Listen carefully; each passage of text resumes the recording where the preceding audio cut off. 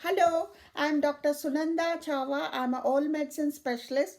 Today, I would like to talk about myofascial pain dysfunction syndrome. The synonyms for myofascial pain dysfunction syndrome is Costin syndrome, mandibular jaw neuralgia, myofascial pain. So, it was first described by a otorhinolaryngologist, that's ENT doctor, who described a signs and symptom complex which had a dizziness in the ear, loss of hearing in the ear, tinnitus, pain in the throat and all, muscle pain in the face and all. So that was called Costin's complex. So it was called Costin syndrome. So it was later, recently they have introduced the word myofascial pain, and it's otherwise also previously called mandibular jaw neuralgia. So the acceptable term is more is myofascial pain. So pain, there will be pain in the masticatory muscles, fascia associated with them in areas called trigger points. These are tender trigger points which when pressed will cause pain. So it's caused by muscle tension, fatigability or spasm in the masticatory muscles. The signs and symptoms include pain, tenderness in and around masticatory structures, and they can cause jaw mobility abnormalities as well. So this zone, there is a terminology called zone of reference in myofascial pain. So the TMJ could be normal or could be abnormal. So pain can be referred to other locations in the head and neck. So this is called zone of reference. Etiology: stress, bruxism, that is overuse of teeth, jaw, and then stress, then decreased vertical height in dentures, or because of attrition the vertical height might come down, and then malocclusion, occlusal instability, and then bruxism, that's overuse, clenching habit, teeth clenching habit, teeth grinding habit is called bruxism. If it happens during night time, it's called bruxomania. Then in the mixed dentition stage also, some people try to tend to clench the teeth or grind the teeth, and they get pain in the muscles. So this could be due to worms also in children, because the toxins released in worm infestation cause nerve irritation and therefore cause bruxism. So this bruxism might result in myofascial pain. So all MPDS cases, you will not find, in all cases of MPDS, you will not find TMJ problem. It could be normal or it could be abnormal. So, and all MPDS cases left untreated will not lead to TMJ abnormality. Morning pain, it is more in MPDS cases. And then the lactic acid, bradykinins, histamines, these are some mediators, chemical substances which might be released in the muscle, get accumulated due to muscle tension, fatigability, overwork of the muscle and all.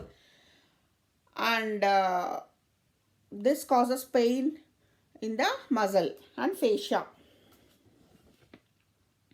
The pterygoid, the masticatory muscles, those are temporalis, masseter, lateral pterygoid and medial pterygoid, and axillary muscles, trapezius and sternocleidomastoid muscle. Any of these muscles might have tender points. So you might have a positive pterygoid sign, that is if you palpate for the lateral pterygoid by putting your forefinger inside the mouth in the maxillary tuberosity region. Behind the maxillary tuberosity, you should go up and touch the pterygoid fovea where the muscle attaches. It would be positive. This is called, tenderness might be there. So this is called as pterygoid sign positive. So various masticatory muscles and their clinical effects will discuss. If a temporalis muscle is there, the pain will be referred to temple, maxillary molars, maxillary teeth and TMJ. And the clinical effect is restriction of mandibular opening. There will be ipsilateral deviation of mandible. Okay. Next, coming to masseter muscle, if it is tender, if you palpate here, okay, at the angle of the mandible, you will find pain referring to mandible, pain in mandible, maxillary molars, TMJ and area and ear. So the clinical effect is same as that of temporalis, that is restriction of mandibular opening, ipsilateral deviation of the mandible. Then coming to lateral pterygoid muscle, if it is tender, the pain might be, if it is involved, the pain might will go to TMJ. There will be clinical effect is contralateral deviation of mandible, protrusion of the condyle, and then malocclusion. So coming to medial pterygoid, TMJ, there will be in TMJ there will be pain, and also in retromandibular area and tongue, this might cause pain. So the clinical effect is restriction of mandibular movement, contralateral deviation of the mandible. So you have to palpate these muscles and you have to see for the tender points. These are called trigger points. So the trapezius and sternocleidomastoid muscles also might be tender. So when you palpate for masticating muscles, you are supposed to palpate for sternocleidomastoid muscle and then the trapezius muscle. So there will be something called as jump sign. If we palpate the tender trigger points, there will be nodules in that area or knots. So when you press that, there will be twitch in the muscle and the patient jumps from the chair. So this is called jump sign. So the jump sign might be positive. So there will be something called as formication. There is tingling sensation in the area, painful area, that is called as formication, that can occur in myofascial pain. And coming to trigger points, there are 4 types of trigger points: active, latent, secondary and satellite. So in the active trigger points, nodules within a taut band of muscles will be there. They are source of muscle pain. These nodules are trigger points. They are very tender and they cause referred pain and produce a twitch when touched. Coming to latent trigger points are non-tender nodules. They are dormant for years and become active when there is a stress or trauma. Secondary trigger point, when other muscle is touched, causes pain in the muscle. Okay. Next, coming to satellite myofascial point. This is the active tender point. It's located near another trigger point. So coming to Laskin's criteria, so there will be 4 positive signs and 2 negative signs of Laskin's criteria for diagnosis of myofascial pain. So there are 4 cardinal positive signs are unilateral pain, muscle tenderness of masticatory muscles, sternocleidomastoid muscle, trapezius, and then clicking or popping noise in the TMJ, limitation of jaw movement and all. In the negative or no radiographic, biochemical, anatomical changes, clinical changes, evidence, and no radiographic evidence, biochemical evidence of any damage, and then there is no tenderness in TMJ area on palpation via external auditory meatus. You have to do the physical examination. First one is articular or TMJ function. Second one is palpation for tenderness, that is muscle knot. Then third one is grading of click or crepitation. Now, treatment aspect is, you have different sorts of treatment. For stress, you have to give for stress and anxiety cases, you are supposed to give diazepam. Before that, you can give mild analgesics like ibuprofen 400 mg. Then you can give naproxen. Okay. Then opioids should be avoided to avoid drug dependence and tolerance. Then you can combine these NSAIDs with muscle relaxants like thiocolchicide, chloroxazone and all, and muscle relaxant can be given. Anxiolytic, that's diazepam, can be given. There it's given it's given as 2.5 mg 3 times daily and 5 mg at the night at bedtime. Then we can give oral appliances for people with occlusal irregularities and all. You can give occlusal splint for bruxism also. So the complications are tooth extrusion and malocclusion. Okay, occlusal stability might be lost due to occlusal splints if not properly fabricated. It has to be fabricated and given by a dentist. And then physical therapy modality, something called as muscle release therapy. There you are supposed to do particular movements and massage the tender points and all, and do particular pressing or massage. So that's called muscle release therapy. So that can be done. Then biofeedback mechanism. A patient will not be conscious when he does bruxism, when he is clenching his teeth, he or she. You're supposed to put the electrodes on the trigger point, on the muzzle points, trigger points, and then you are supposed to connect it to a device which makes sound when the patient clenches. The alarm sound can the alarm can make alarm sound, or else lights might glow to indicate that the patient is clenching. As soon as the patient realizes that he is clenching his teeth, he will stop clenching his teeth. Then cognitive therapy, that is way of thinking, picturizing the life very beautifully, that can be done, cognitive therapy.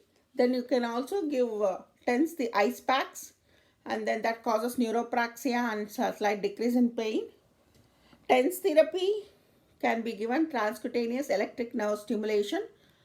Low voltage electric signals are given to the muscles, trigger points, and then 4 or 5 effects of TENS are there. They are called physiologic, neurologic, psychological, pharmacologic, placebo. Physiologic is they block the fibers which cause pain and encourage other fibers, nerve fibers. So you have different types of fibers. So A delta fibers, A beta fibers, and then so you can C fibers and all. They block one and allow the other one to carry the pain sensation. Then neurological, that is neurological action. So psychological endorphins, the endorphins can be released and they cause good effect. And then pharmacologic, there is morphine-like substances are released. Placebo, that psychological effect will be there. Patient will respond well for transcutaneous electric stimulation. So they ask for, in our experience we have seen, they ask again and again for TENS therapy. They get addicted. Then botulinum toxin for muscle spasm can be given. You can do spray and stretch technique. You can spray vapor coolant sprays like fluoromethane, ethyl chloride and all. And then you can do acupuncture also, and we can do hypnotherapy. So 7 hours of occlusal rehabilitation have been followed. First one is remove, that's extract teeth, reshape, grinding, reposition, orthodontics, restore, conservative dentistry, replace, prosthesis, reconstruct, TMJ surgery, regulate, control habit and symptoms. So opioid should be avoided, and then muscle exercises to be done. So one of the exercises for TMJ or MPDS is, so you put the tip of the tongue behind upper incisors and open the mouth. As you keep on opening, the tip of the tongue should move from front to backwards. That's in the palate. So that should happen. You have to practice that. So the pain will come down. Starting it pains, later it will be set right. Then soft diet rest. When they do yawning, they're supposed to support the jaw. And then acupuncture can be done. Then prolotherapy, it's an injection you are going to give it for the patient, either dextrose or saline injections can be given. So that will work out well. So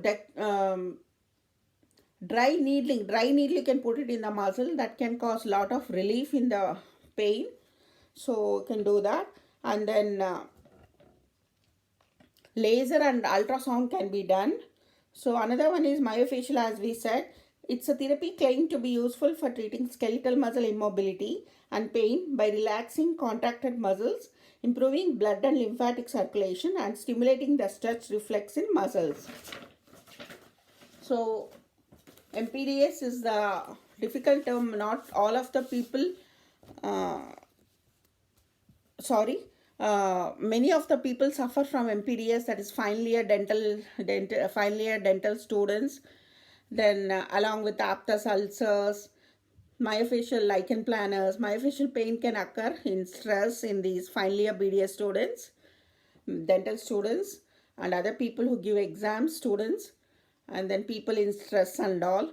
So exercise also help. And then there is one more condition called as fibromyalgia. Some people ask what is the difference between myofascial pain dysfunction syndrome and fibromyalgia. So myofascial pain, usually it will be localized to particular muscle. Usually dental means it is related to masticatory musculature and all. Then it can occur in other part of the body as well. Then fibromyalgia is a generalized condition. It can be associated with bowel problems, dizziness, nausea, vomiting, then burning sensation in the throat and all.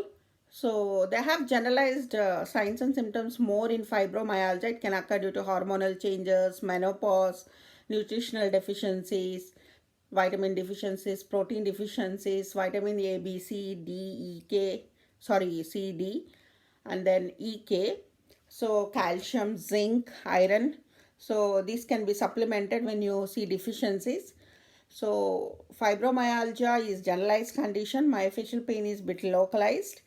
And so there is the reasons for pain in the ear, pain in the throat, burning sensation in the throat, tinnitus in the ear. Then these all are called Costin's complex. So this is due to eustachian tube. When the vertical dimension of the teeth is very low, or overuse of the jaw is more. So the eustachian tube gets compressed. So they get compressed, and then there will be eustachian tube connects nasopharynx and ear. So there will be pain in the ear, pain in the throat. Okay. So this is the Costin complex. You can make out eustachian tube compression causes these problems. So actually they have done brain surgeries also without knowing the diagnosis of MPDS. Some cases have been reported like that. Later they have come to know about myofascial pain dysfunction syndrome. So dentist plays a very important role in managing the myofascial pain dysfunction syndrome. Thank you very much. Bye. Meet you in the next video. Bye-bye.